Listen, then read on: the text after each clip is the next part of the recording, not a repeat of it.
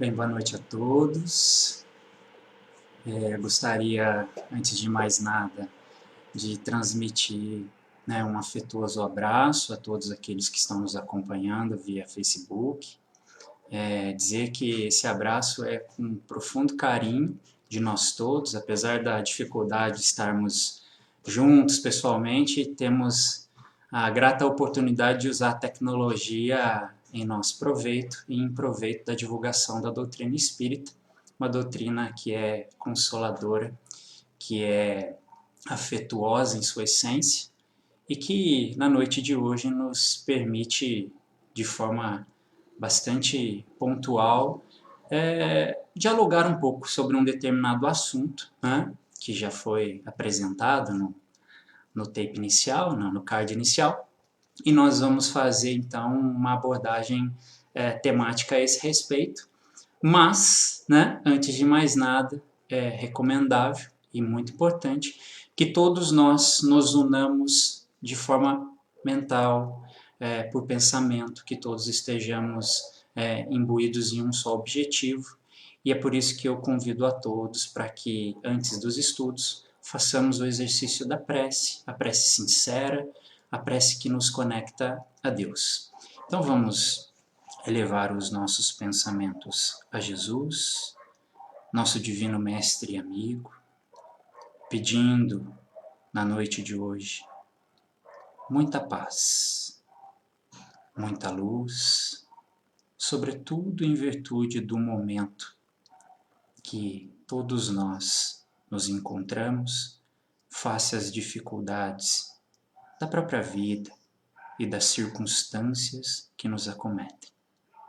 Estejamos confiantes em Jesus, em Deus e na espiritualidade amiga que nos abençoa neste momento, intuindo-nos, instruindo-nos e protegendo-nos. Portanto, na noite de hoje, que possamos falar, mas não pela simples tarefa de transmitir informação, mas que possamos, sobretudo, com o auxílio dos grandes trabalhadores do plano espiritual, proporcionar a construção racional de um conhecimento que rompe barreiras, rompe o tempo e se coloca tão atualíssimo, tão importante e tão primoroso para nossas vidas. Portanto, Mestre, em Teu nome, em nome do nosso Criador e em nome de todos os trabalhadores, encarnados e desencarnados, nós pedimos a permissão para iniciar os estudos da noite. Que assim seja, graças a Deus. Bem, gente, quero cumprimentá-los todos novamente. Um abraço àqueles que conheço e aos que desconheço, mas essa tecnologia nos permite grandes tarefas e grande possibilidade de atingir não só aqueles que nós temos contato diariamente, mas aqueles que estão distantes, mas que partilham da mesma forma desse ideal cristão espírita a que todos nós temos a honra de nos debruçar diariamente. Antes da gente iniciar os estudos, eu queria passar para vocês algumas informações que são importantíssimas e que dizem respeito, à assistência aos necessitados de Diógenes de Medeiros. Eu projetei aí agora, para vocês acompanharem, que não só os estudos que nós faremos, não só as lives que acontecerão, enquanto perdurar essa quarentena e, obviamente, depois divulgaremos outras implementações das nossas tarefas diárias, mas queria só que vocês tivessem conhecimento a respeito dessa informação que já está lá na página do Facebook Diógenes de Medeiros e que trata do passe à distância. Os trabalhos não cessaram, a espiritualidade não deixa de trabalhar e é muito importante que nós tenhamos disciplina no processo de diálogo com a espiritualidade. Então, para todos aqueles que têm o objetivo de estar em contato e receber os bons eflúvios dos irmãos espirituais, é muito importante acompanhar, porque a assistência aos necessitados de Diógenes de Medeiros nos fornece então esses horários, nesses dias específicos, para que o passe aconteça à distância. Então é uma informação inicial, né? E já consta lá no site do Diógenes e também na página do Facebook. Tudo bem? Então tá ótimo. Vamos ao que interessa, vamos conversar um pouco sobre o tema da noite, né? Que seria qual a proposta, né? Qual é a proposta que a doutrina espírita nos dá quando nós falamos a respeito de uma necessidade de transformação do mundo. Essa é a nossa tarefa da noite. Então vamos iniciar os estudos. Eu vou projetar aqui para vocês o primeiro slide, né? E vamos acompanhando então a partir de agora esse texto, né? Que eu inauguro aqui com a nossa exposição. Nessa primeira questão, né, falando um pouco da necessidade de transformarmos e alterarmos o mundo, né, é importante que nós façamos uma espécie de digressão no tempo, para que nós entendamos melhor e que façamos um exercício mais minucioso, né, mais aprofundado, mais meticuloso, a respeito do que nós entendemos por religião, né? E em que contexto essa religião se insere no panorama das nossas vidas, né? Isso é importante porque nós, ao longo dos estudos, nós vamos entender a essencialidade de uma construção substancial disso em nós, para que então compreendamos verdadeiramente, conheceis a verdade e ela vos libertará, essa ideia da importância, da relevância e da essencialidade da religião em nós.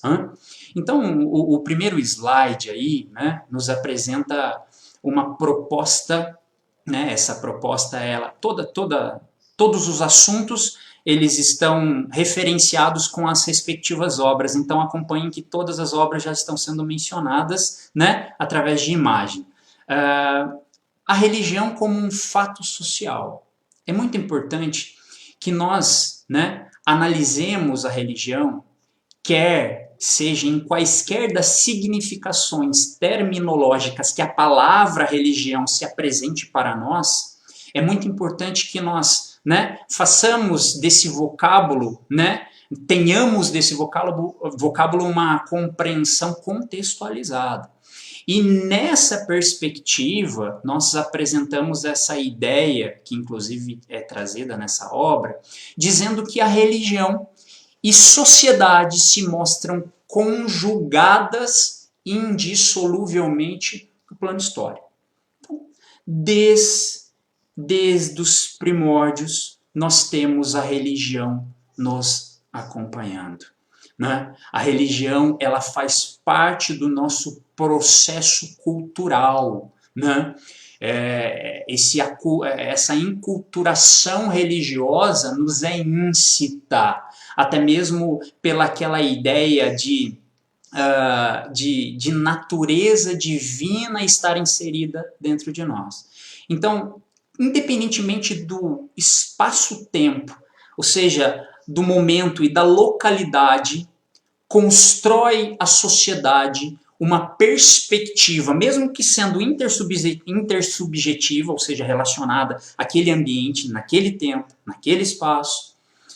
Essa sociedade, mesmo que mínima, ela constrói o seu panorama religioso num primeiro momento, né? Relacionando todas as circunstâncias naturais, né? A divindades múltiplas, a ideia da pluralidade do divino, a ideia da multiplicidade de seres, né, com essa característica de divino. Mas todas essas sociedades carregam consigo, portanto, então, essa ideia introjetada em si da indissolubilidade da religião nela mesma, né? Então, a religião se apresenta para nós como um fato social, né? O homem contemporâneo, vivendo numa fase de crise universal determinada por mudanças rápidas em todos os campos de sua atividade, defronta-se com um grave problema subjetivo, né? Ser ou não ser religioso. E até parece um contrassenso inicialmente, porque nós estamos dizendo, né, num trecho acima, que a religião e sociedade se mostram conjugadas indissoluvelmente, né, no plano histórico. Bem, abaixo nós dizemos então que o homem atual, o homem contemporâneo, ele está a viver, ele está a experienciar uma crise íntima e contextualizada no meio que se insere, porque sob a sua ótica e na perspectiva da análise religiosa, nós estamos com um problema, né, um problema bastante amplo, porque acomete todas as sociedades como um todo, de ser ou não ser religioso. Né? Então, vamos parar nesse ponto aqui, que é muito importante a reflexão. Né? A religião, portanto, ela é um fato social. Não importa, a palavra religião, ela carrega em si, né, uma ideia, uma construção polissêmica. Ou seja, o que é polissemia? A palavra religião possui múltiplos significados. Múltiplos significados. Mas independentemente de qual seja da estrutura institucional religiosa, seja dos parâmetros dogmáticos religiosos, ou seja até mesmo a experiência individual com o divino, em todas estas circunstâncias e em todas as significações, nós temos isso tudo inserido no seio coletivo, na sociedade. Então nós não podemos ignorar que a religião, ela é de fato uma questão social, que merece, portanto, um entendimento, uma compreensão minuciosa. Né? Bem, a partir daí nós temos algumas questões que merecem muita atenção. Né? A primeira questão que merece a nossa análise encontra-se nesse trecho. Né? A crise das religiões em nossos dias. Né? A religião ela passa por um momento de crise nos dias atuais. Lembremos da ideia do homem contemporâneo que questiona, nesse exato momento da sua existência, o ser ou não ser religioso. Né? Então, a obra, né, do Herculano, ela nos apresenta a seguinte ideia. Evidentemente, né, esse sintoma de agonia das instituições tradicionais está presente em toda a área religiosa do nosso tempo. A agonia das religiões é determinada pela asfixia das estruturas antiquadas do irracionalismo baseado no conceito do sobrenatural e da revelação. Bem, essa crítica, né, essa ideia trazida pelo Herculano é de significativa importância para nós, para que nós consigamos introduzir a doutrina espírita nessa perspectiva de modificação do mundo. Né? Por quê? E porque nós estamos, antes de mais nada, evidenciando essa ideia da crise religiosa para então adentrar na importância da própria religião. Por que nós estamos falando isso? Bem, porque no nosso íntimo, nós todos, independentemente da sua convicção religiosa, nós nos sentimos, na grande maioria das vezes, desamparados pelaquela perspectiva religiosa aqui fazemos parte, aqui nos inserimos. Né?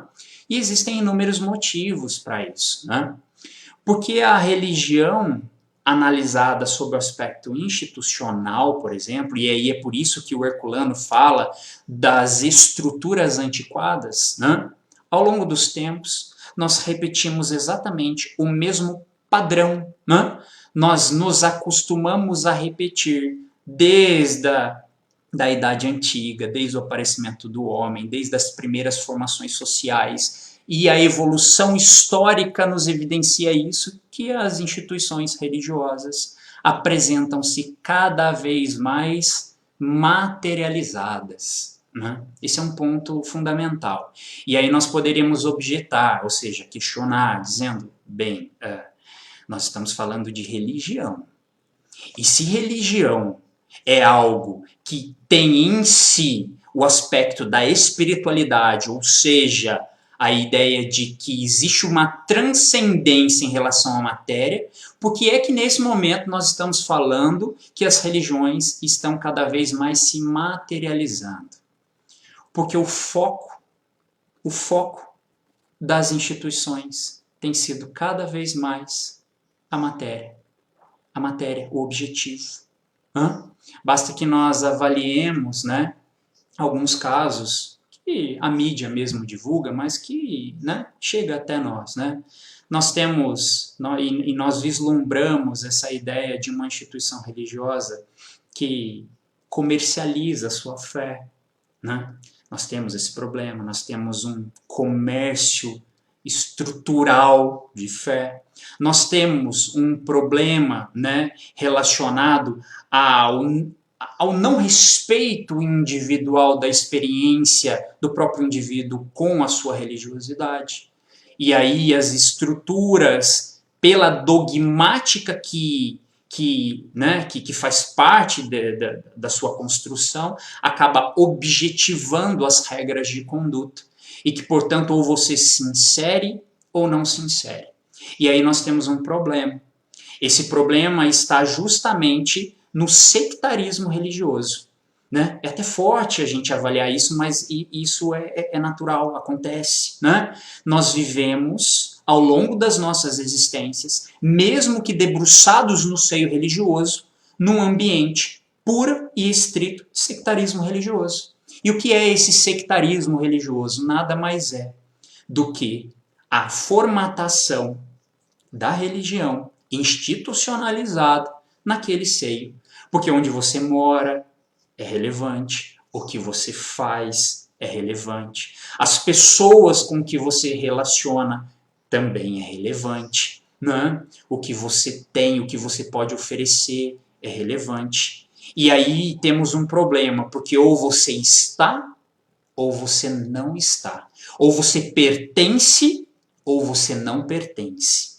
E quando isso é cada vez mais alimentado, nós temos, ao invés de uma fraternidade, nós temos, né, o rompimento de instituições que mais se digladiam, que mais se confrontam em nome de Deus, em nome de uma fé, em nome de uma crença, do que propriamente em razão da ideia de se buscar fornecer àquele que necessita o amparo, o acalento espiritual e o respeito essencial àquele que não partilha do mesmo objetivo, das mesmas experiências, porque se coloca como um ser individual, ansioso por ideias outras, ansioso por respostas outras. E o principal disso tudo, nós temos um problema relacionado à certeza.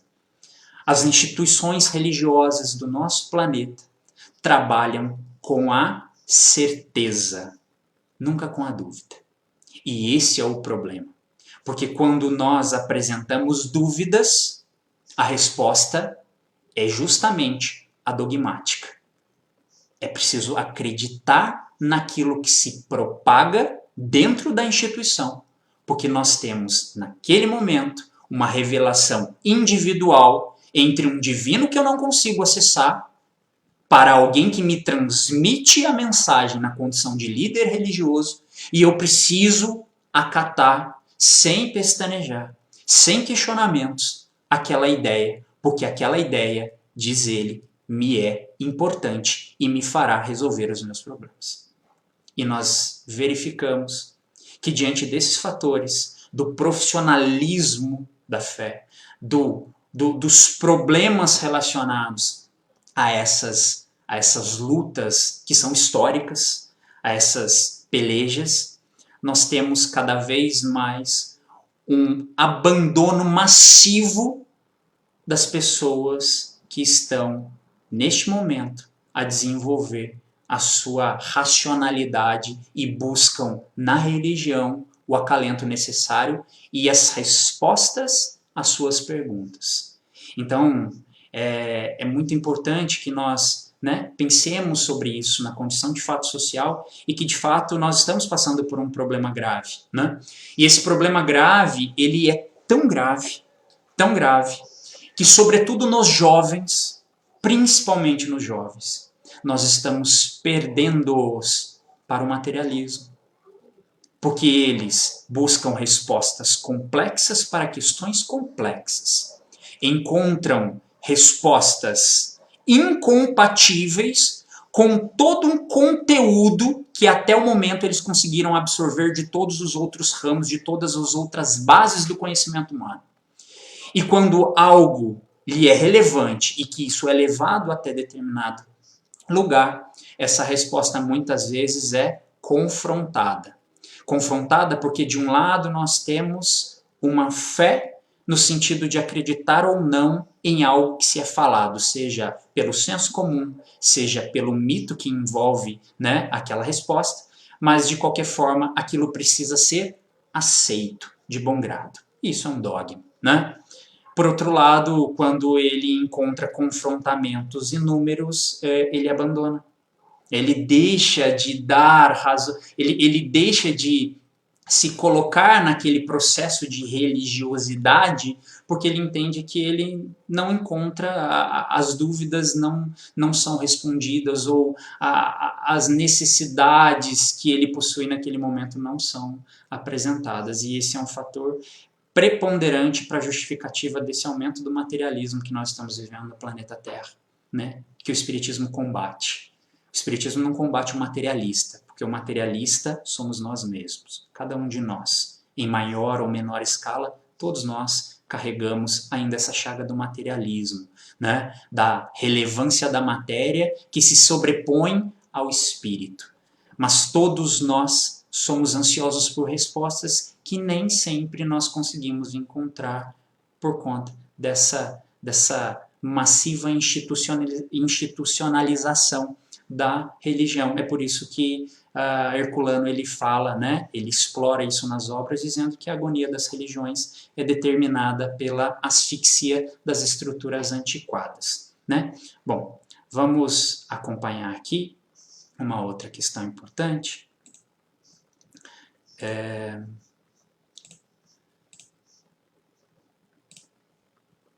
Bem, como eu disse a todos, né, entretanto, a agonia atual das religiões nada tem a ver com a religião.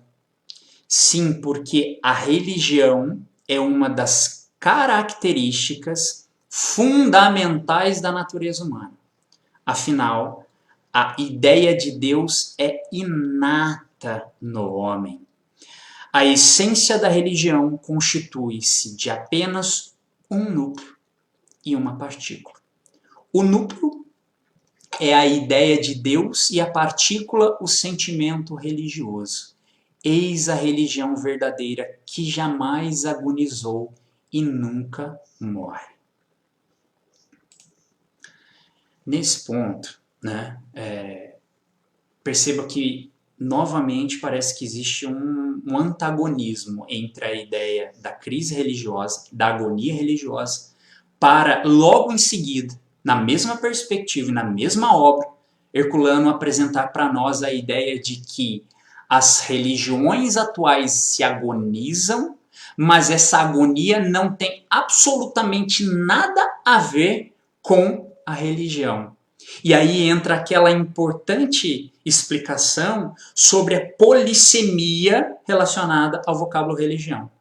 Porque enquanto nós estamos dizendo, sob essa ótica institucional, que existe, né, uma desestruturação e até mesmo um abandono, sobretudo pelos mais jovens, em razão dos questionamentos que proliferam, que pululam, né, as suas mentes.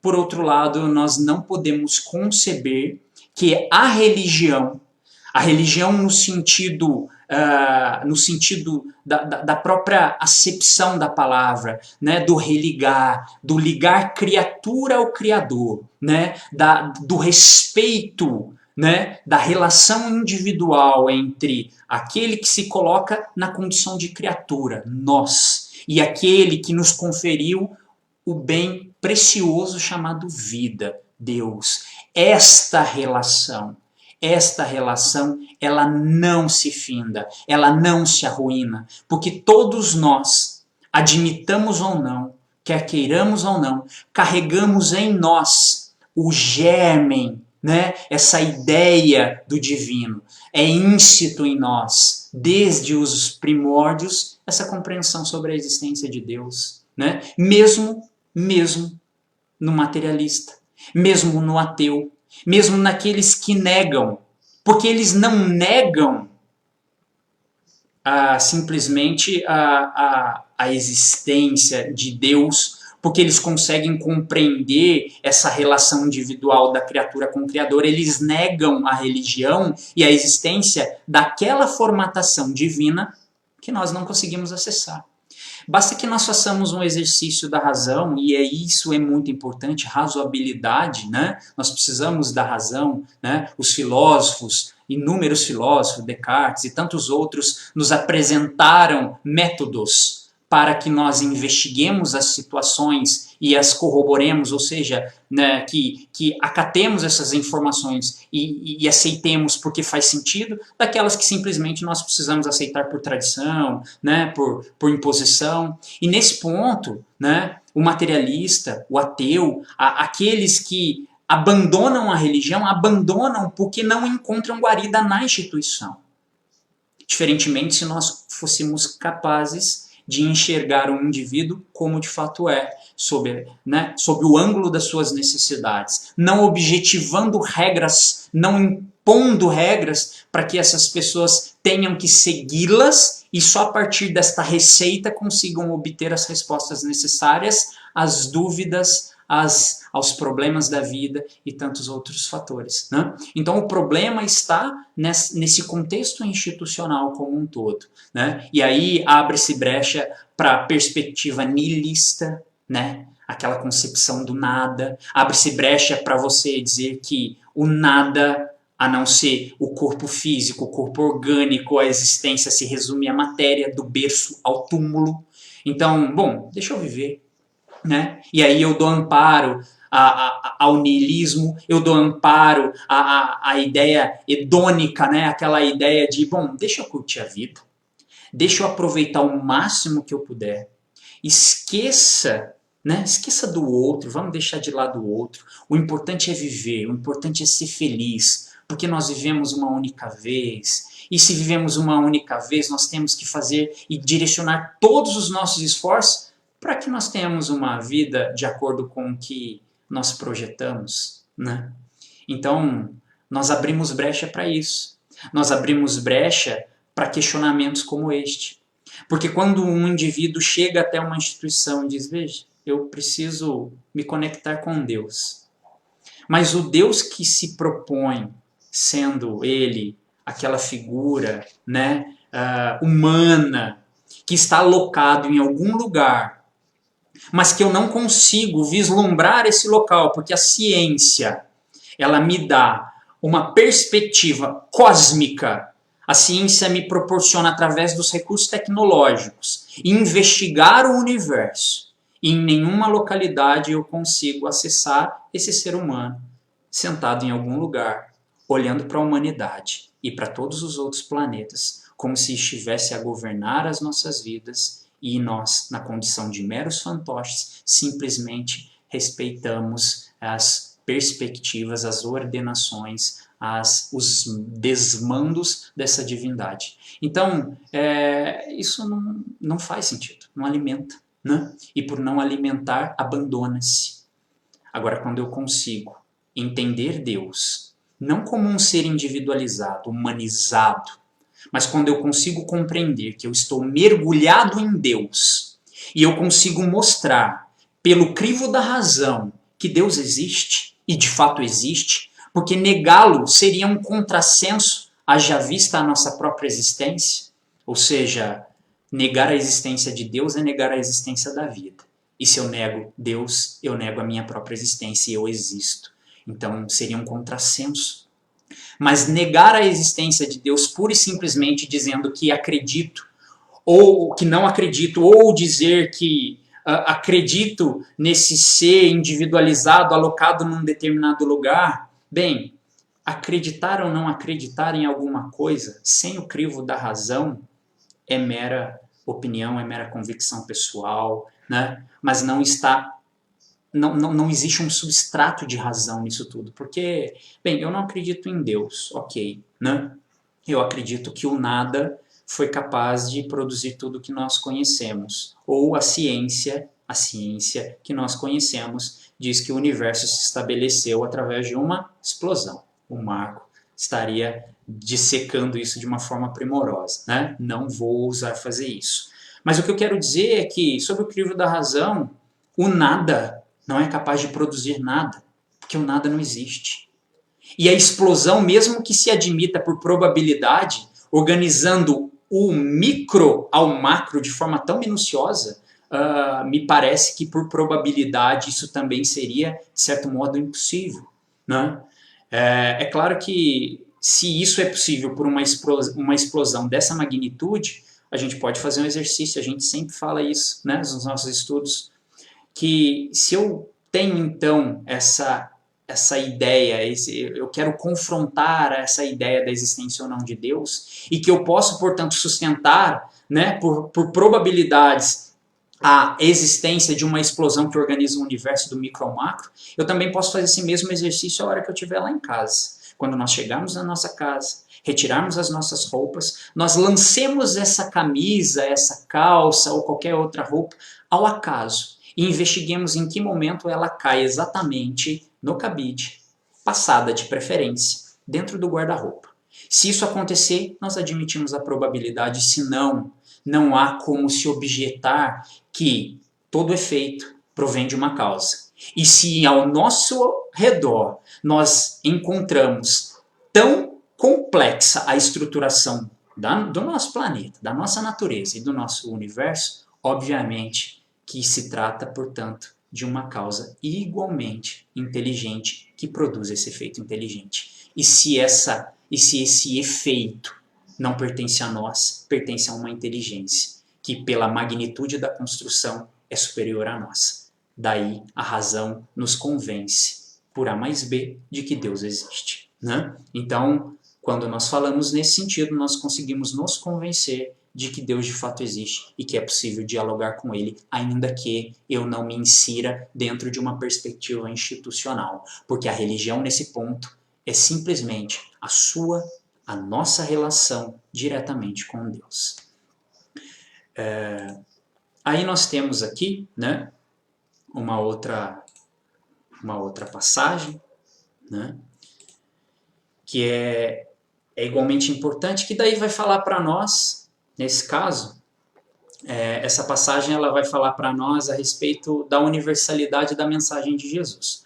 Porque nessa perspectiva toda de fato social, nessa perspectiva de agonia das religiões, nós precisamos então encontrar o amparo, nós precisamos encontrar o acalento, nós precisamos encontrar as respostas às nossas dúvidas.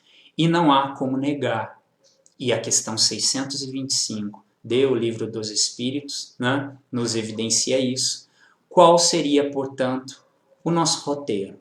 Qual seria, portanto, qual caminho deveríamos trilhar? Todos nós, independentemente de adepto ou não, de pertencente ou não a determinada religião.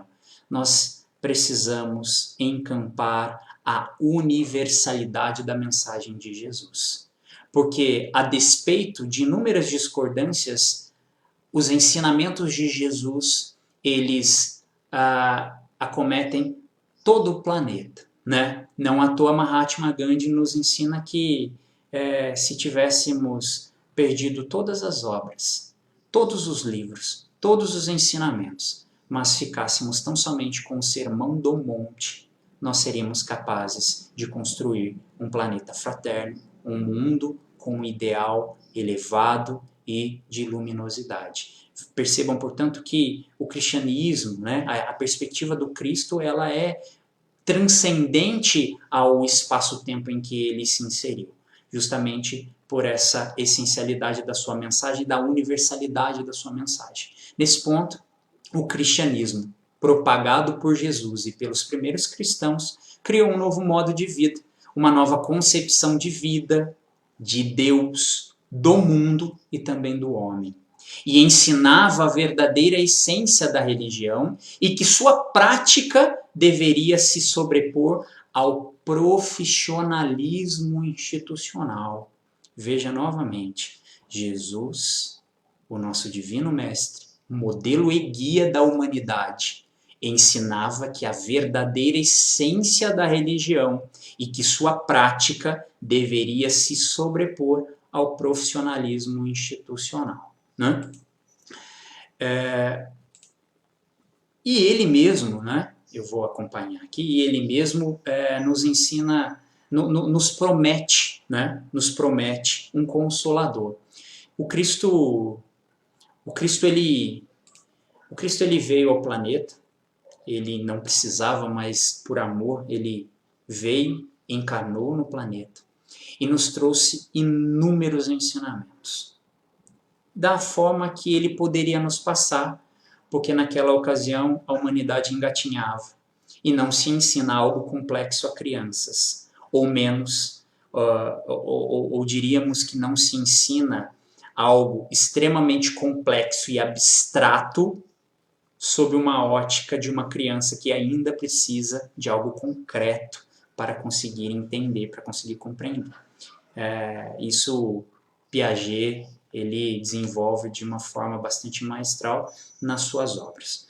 Mas o que nós queremos dizer é que Jesus, né, ele falava em linguagem parabólica, ele falava em figuras de linguagem, ele contava histórias e relacionava essas histórias a uma perspectiva que transcendia aquele fato que ele contava. Porque Jesus não falava para o homem material, Jesus falava para o espírito. Jesus falava para aquele que, naquele momento, como em todos os outros momentos, se reveste de uma roupagem orgânica para experienciar na matéria um aprendizado necessário ao seu próprio progresso. E aí, quando Jesus, naquela ocasião, né, nos confere e nos ensina seus inúmeros mandamentos, suas ideias do homem de bem, né, de como progredir, ele também nos dá, né, a mensagem, né, nos dá a mensagem dizendo que quando, né, na sua encarnação terrena, Jesus ele diz a nós que pediria ao Pai, né, que é Deus, e o Pai enviaria aos homens o Espírito de verdade, o Consolador, o Paráclito, que teria por finalidade lembrar tudo aquilo que ele havia ensinado. E ensinaria ainda aos homens outras coisas que eles, naquela ocasião, não tinham capacidade para compreender. Né? Então percebam que Jesus já prenunciava a ideia da vinda de um Consolador prometido, né? Da vinda de um Paráclito. O que é o Paráclito? Né? É aquele que protege, é aquele que advoga em seu favor, é aquele que te dá amparo. Essa é a ideia, né, do Consolador prometido. E neste Consolador prometido nós temos ainda algo de extrema relevância que encontra-se nessa obra, né? Nessa obra O Espírito e o Tempo, uma obra muito, muito boa, foi considerada a 7ª obra mais relevante do século XX, né? Também de autoria do Herculano, que fala a respeito da falange do Consolador. Né? Então, de um lado, o Espírito da Verdade se apresentava aos homens à frente de elevadas entidades espirituais que voltavam à Terra para completar a obra do Cristo. De outro lado, Allan Kardec se colocava a postos à frente de criaturas espiritualizadas, dispostas a colaborarem na imensa tarefa. O céu e a terra se encontravam e se davam as mãos. A falange do Consolador não era apenas uma graça do alto, mas também uma equipe de trabalhadores humanos que se elevava para recebê-la. né? Bem, nesse ponto, né, nós encontramos aí, portanto, a ideia já constante lá no Evangelho do Cristo, né, de que Jesus, em um momento adequado, nos enviaria um Consolador prometido, né, que atualmente não se personifica em uma pessoa, porque está eivado de uma característica chamada universalidade. Jesus trouxe para nós a universalidade dos seus mandamentos, das suas mensagens, das suas ideias, e disse que isso continuaria e que se aprofundaria através do envio desse Paráclito, desse Consolador. E esse Consolador se apresenta a nós como sendo a doutrina, que não é da humanidade, porque não foi a humanidade quem a construiu. Essa doutrina adveio dos espíritos, né? Essa ideia de que houvera então um diálogo, né? Haja vista o que a história nos conta a respeito do surgimento do espiritismo, que não é o caso nós adentrarmos, porque perderíamos então certo tempo para explicar. Mas basta que nós façamos um exercício de avaliação da historicidade do surgimento do espiritismo, que nós vamos perceber um momento adequado, século XIX, século da eclosão da intelectualidade, século do despertamento da ciência em contraponto à fé cega, à fé irraciocinada, às aceitações pura e simplesmente de uma dogmática que não se poderia em nenhum momento questionar. Então, neste momento, entendeu o mundo espiritual que havia, portanto, né, a possibilidade de se trazer ao planeta Terra uma nova perspectiva, mas não uma perspectiva original, porque ela se encontra, né, estruturada nos ensinamentos que há 2000 anos nos trouxeram o próprio Cristo. Ela simplesmente vem trazer ao homem contemporâneo um aprofundamento numa linguagem que outrora era falada figurativamente, por força conotativa, para agora então nos dar uma convicção raciocinada de tudo aquilo que disse Jesus. E é por isso que a doutrina espírita se coloca diante de nós não como sendo mais uma instituição religiosa. Porque institucionalismo, nessa perspectiva, pressupõe uma organização hierárquica, né? O que o espiritismo não tem. Não existem, né?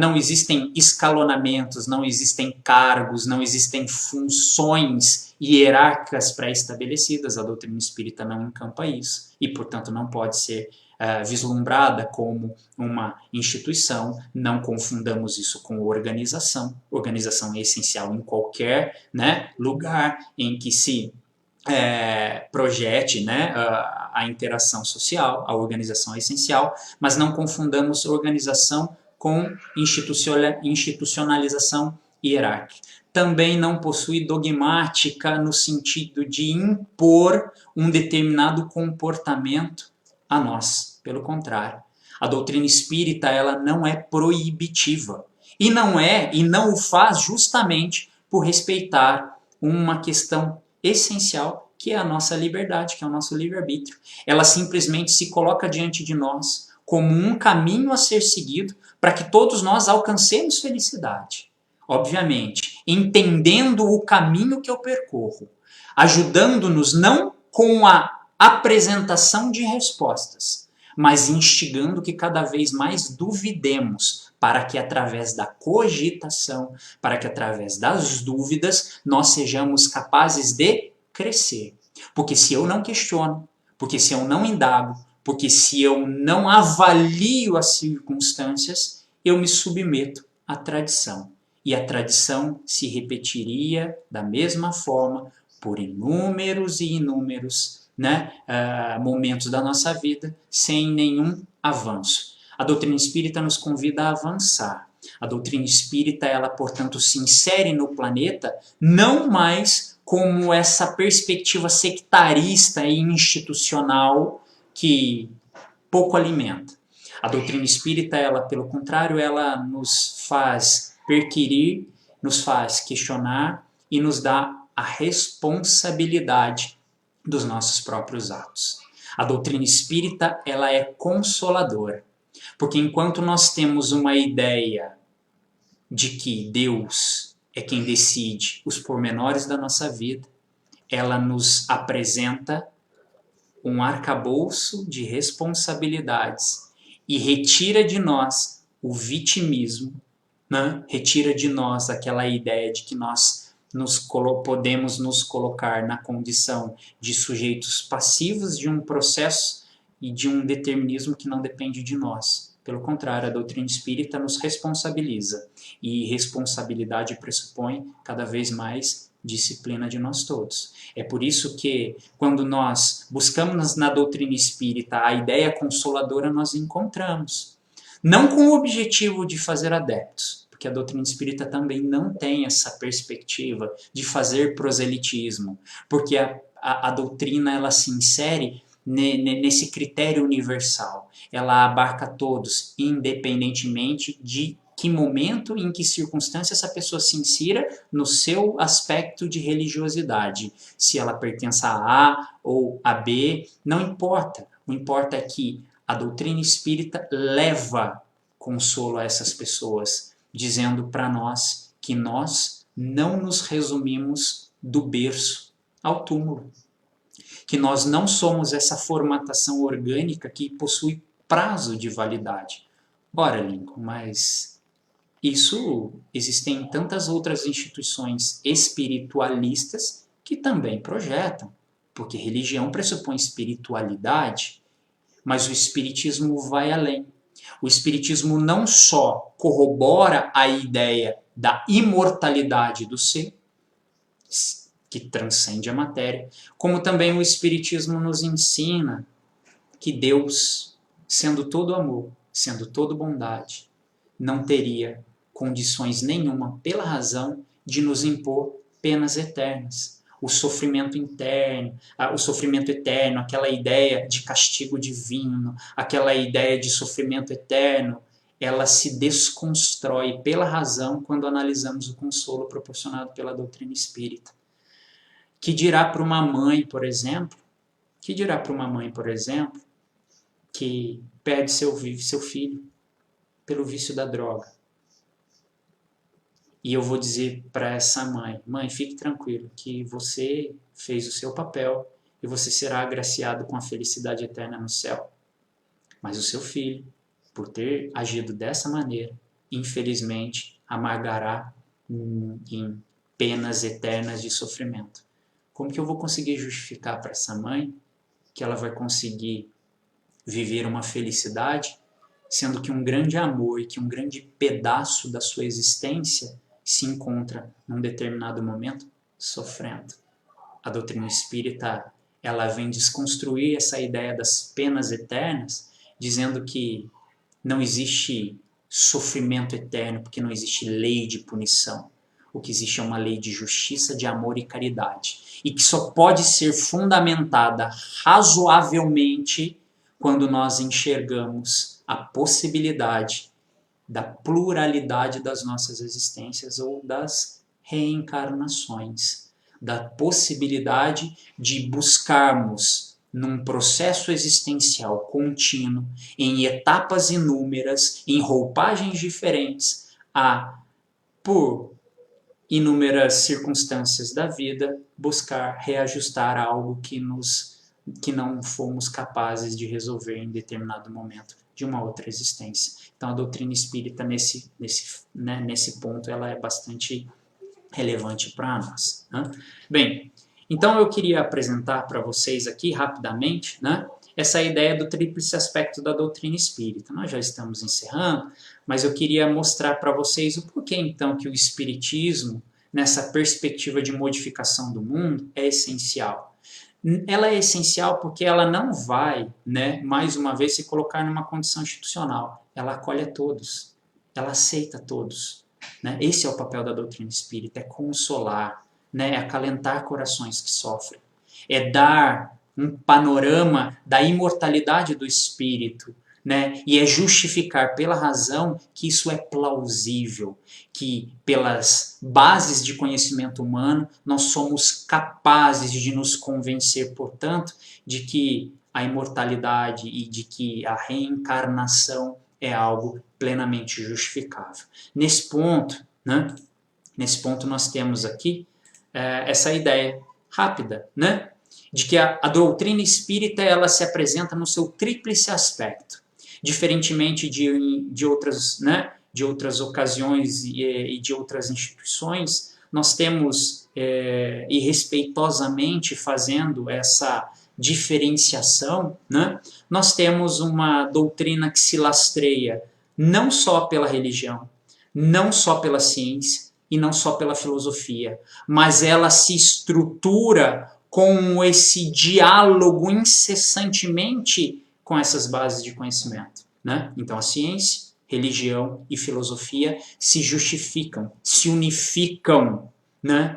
É muito comum a gente tentar, né, dissociar algum desses pontos e tentar, portanto, explicar a doutrina espírita só sob um ângulo. Não é possível, né? Compreender a doutrina espírita é analisá-lo sobre o tríplice aspecto, sob pena de incorrermos no mesmo erro que temos feito ao longo das existências, que é institucionalizar, que é criar o sectarismo e dar aso, portanto, a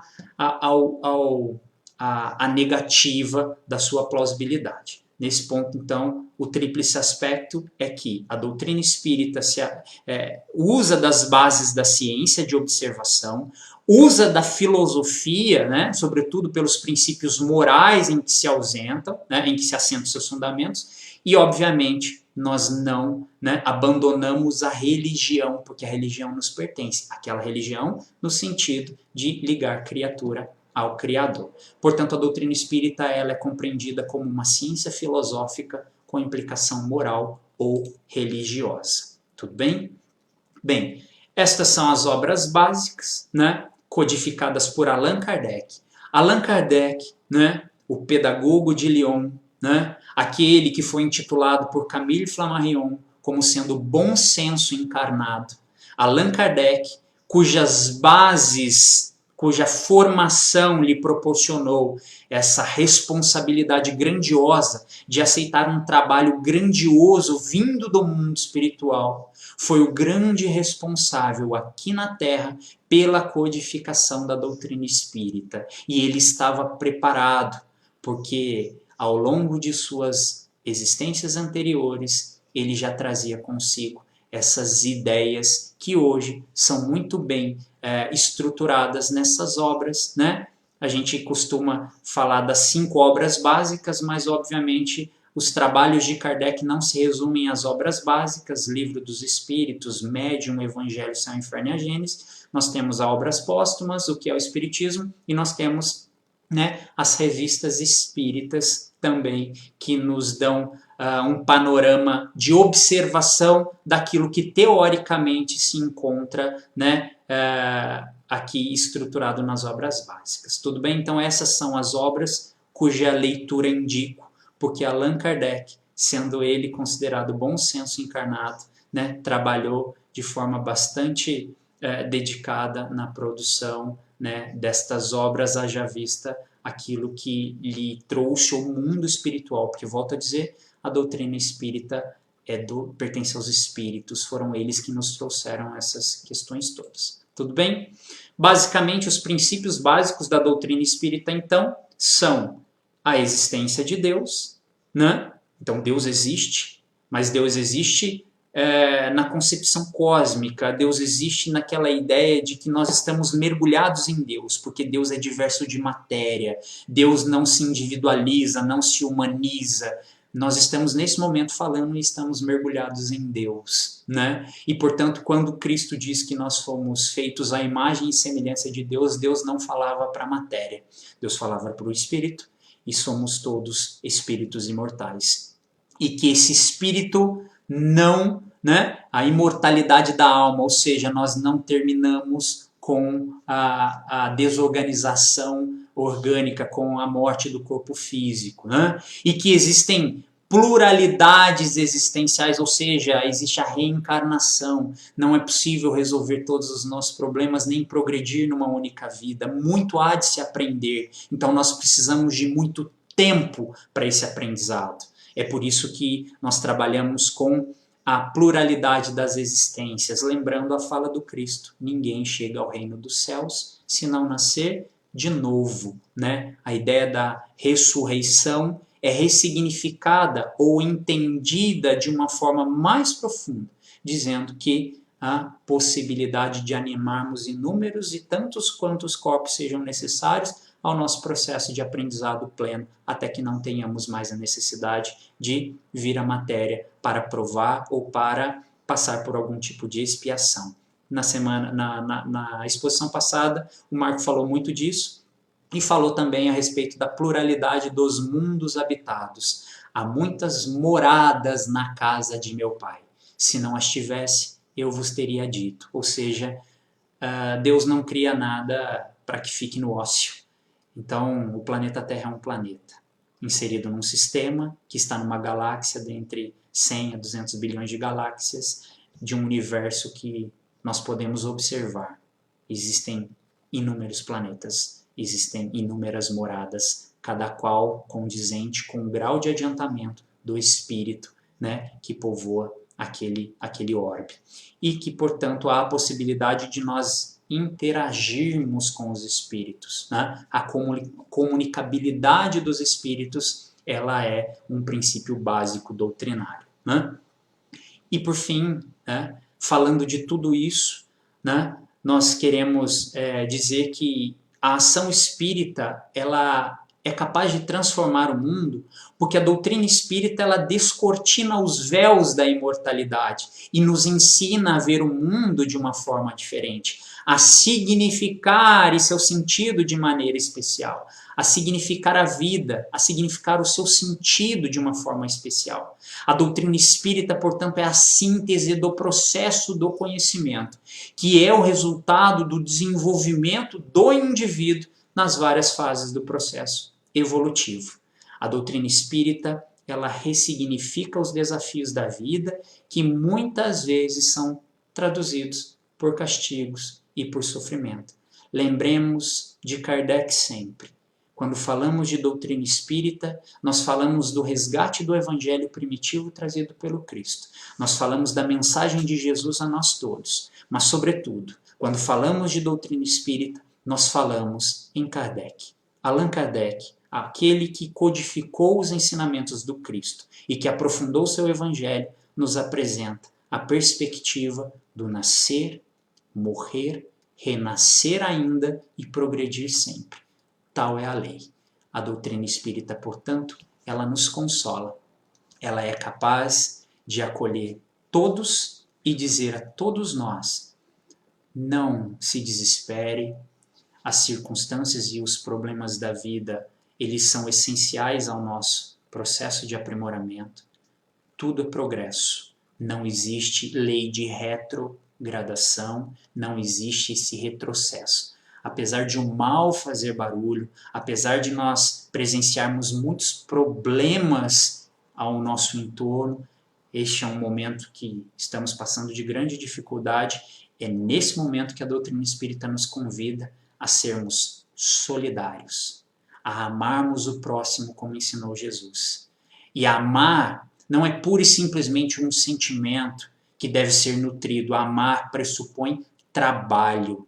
E trabalho com amor significa o exercício da caridade. Nós temos, como trabalhadores e como adeptos da doutrina espírita, desconstruir essa ideia de instituição e abraçarmos a todos, acolhermos a todos para que possamos dar o acalento que muitas vezes individualmente não conseguem em razão dos problemas que acabam que por impedir de buscar uma resposta ou buscar alguma saída para a resolução daquele problema. A doutrina espírita, ela é acolhedora. É por isso que ela não se insere nesse ponto institucional e é por isso que ela faz de todos nós responsáveis por nossos atos e, acima de tudo, nos convida a trabalharmos sempre e a buscarmos no próximo a projeção da nossa felicidade. Que nós todos, na noite de hoje, tenhamos coragem e fé raciocinada para que possamos, através do exercício caridoso, através das nossas condutas diárias, buscarmos o nosso melhoramento, mas sempre olhando para o outro, com muito carinho, entendendo as dificuldades e as limitações, e que, na medida do possível, nós usemos das bases que a doutrina nos ensina para também levarmos aos corações aflitos a felicidade, porque sem isso, sem uma perspectiva de homem novo, nós não seremos capazes de alterar o mundo. O mundo se altera não pela mudança das suas estruturas, mas o mundo se altera com a modificação do próprio homem. Então eu deixo o meu abraço fraterno a todos, agradeço, peço desculpas pela prolixidade, pelo adiantar da hora, mas é um assunto vasto que merecia bastante avaliação. Muito obrigado, fiquem todos em paz e que Jesus nos acompanhe, elevemos os nossos pensamentos, agradecendo pela oportunidade, Mestre, de mais uma vez estarmos em Teu nome, conversando, mesmo que distante, falando em nome da doutrina espírita, falando em nome dos espíritos amigos que aqui se encontram, e desta forma buscamos corroborar aquilo que Allan Kardec nos proporcionou através de suas obras básicas. Estejamos todos em paz. Muita luz a todos, muita paz. Que assim seja. Graças a Deus.